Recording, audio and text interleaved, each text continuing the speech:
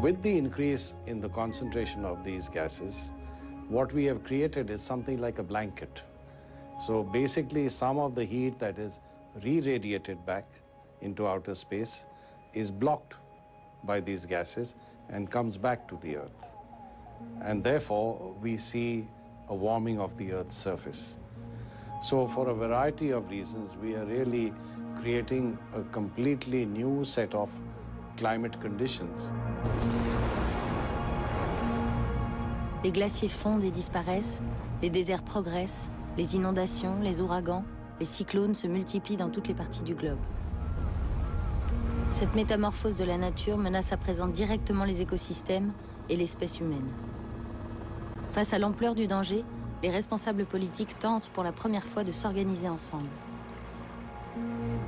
Le sommet de Rio en 1992 est une étape historique. Jamais, au nom de l'environnement, ne s'est mobilisé un tel rassemblement de chefs d'État. Jamais n'a été dit de façon aussi précise à quel point notre mode de vie menace les générations futures. Coming up here today, I have no hidden agenda. I am fighting for my future. Losing my future is not like losing an election or a few points on the stock market. I am here to speak for all generations to come.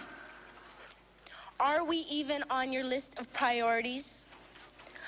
My dad always says, you are what you do, not what you say. Well, what you do makes me cry at night. You grown-ups say you love us, but I challenge you, please, make your actions reflect your words. Thank you. La jeune fille n'a pas été entendue, et à Rio, la montagne accouche d'une souris.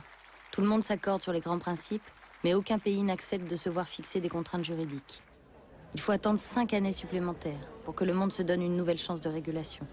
À l'issue du sommet de Kyoto en 1997, les États décident cette fois de s'unir collectivement pour réduire leurs émissions de gaz à effet de serre.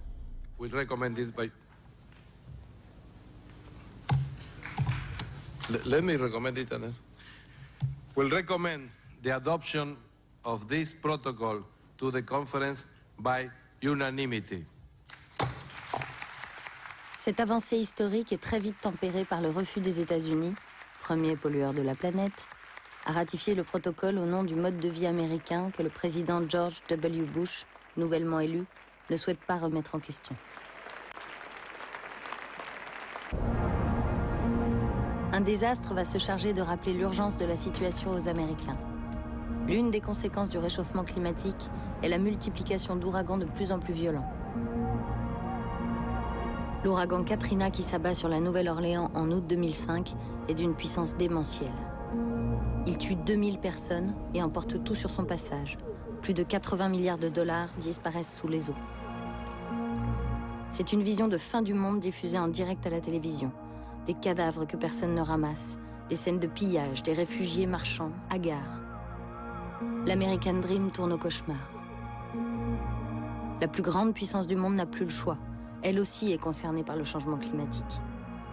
D'ailleurs, aucun pays industrialisé ne peut plus ignorer ce défi depuis l'alerte lancée par Nicholas Stern, célèbre économiste de la Banque mondiale.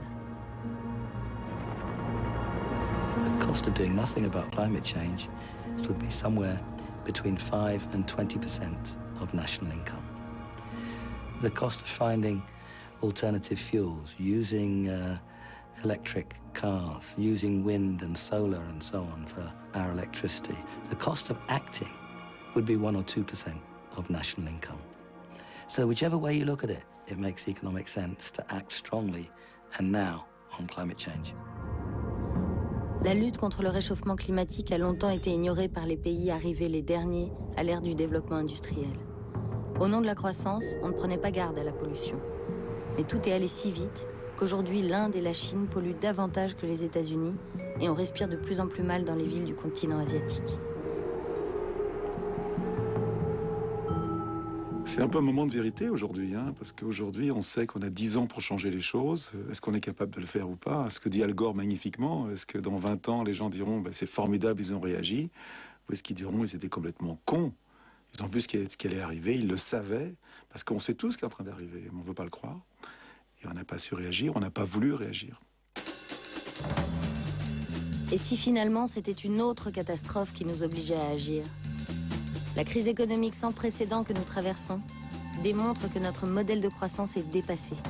Il faut trouver une manière de vivre plus soucieuse des ressources de la planète. Pour la première fois depuis longtemps, les États-Unis entr'ouvrent la porte à l'écologie. Le président Barack Obama cite l'économie verte comme moyen de sortir de la récession. Des discours restent à passer aux actes. En attendant, la banquise continue de fondre.